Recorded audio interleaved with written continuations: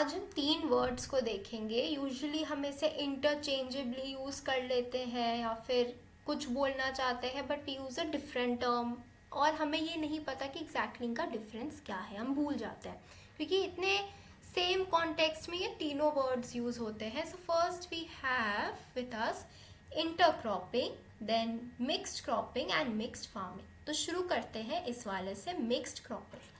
Mixed cropping मतलब cropping तो सब जानते हैं, क्रॉप्स उगाना, ठीक है। एंड मिक्स्ड मतलब डिफरेंट डिफरेंट क्रॉप उगा रहे हैं। हम ये देखते भी हैं कि एक तरह का क्रॉप बार बार मत उगाओ, रोज में उगाओ, थोड़ा डिफरेंट उगाओ, सो दैट न्यूट्रिएंट सप्लाई अगर कोई एक कम कर रहा है काइंड ऑफ क्रॉप तो दूसरा उसको इनरिच कर दे।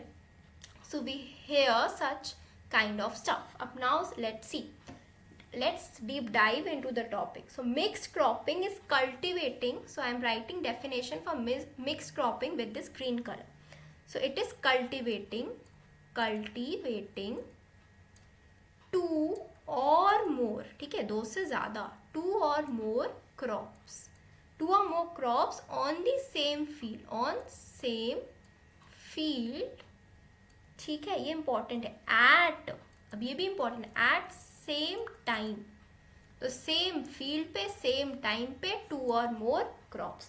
जैसे एग्जाम्पल के लिए ले लो वीट एंड बार्ले हम उगा रहे हैं। अब mix cropping also perform in shifting cultivation. अब इसका एक एप्लीकेशन हमें दिखता है, इन शिफ्टिंग कल्टिवेशन में भी ये होता है, कल्टिवेशन बाय ट्राइबल्स। ये मिक्स्ड क्रॉपिंग का पैटर्न हमें देखने को मिलता है। So mixed cropping should not be in any particular way, मतलब कोई उसका मैनर नहीं है कि एक रो में ही या कॉलम में ही, in any way. So in any pattern कह लो, इन एनी पैटर्न कह लो या इन एनी वे कह लो, तो वो हमारा हो गया मिक्स्ड क्रॉपिंग। अब हम चलते हैं, तो मतलब एक टर्म में थोड़ा स्पेशल टर्म दे दूं तो अनस्ट्रक्चर्ड वे, तो ऐसे आपको इजी रहेगा समझना। अब हम चलते हैं इंटर क्रॉपिंग पे, तो इसके लिए red colour I am taking. अब इसी मिक्स्ड क्रॉपिंग को मैं स्ट्रक्चर्ड बना दूं, मैं स्ट्रक्चर्ड वे में कर दूं या मैं पैटर्न्ड वे में कर दूं, मतलब एक स्पेसिफिक रोज में डिफाइन करूं कि इस रो में वीट होगा, ओनली वीट, उसके नेक्स्ट में ओनली बार्ले होगा। तो ऐसे I am specifying the pattern. So it is no more unstructural.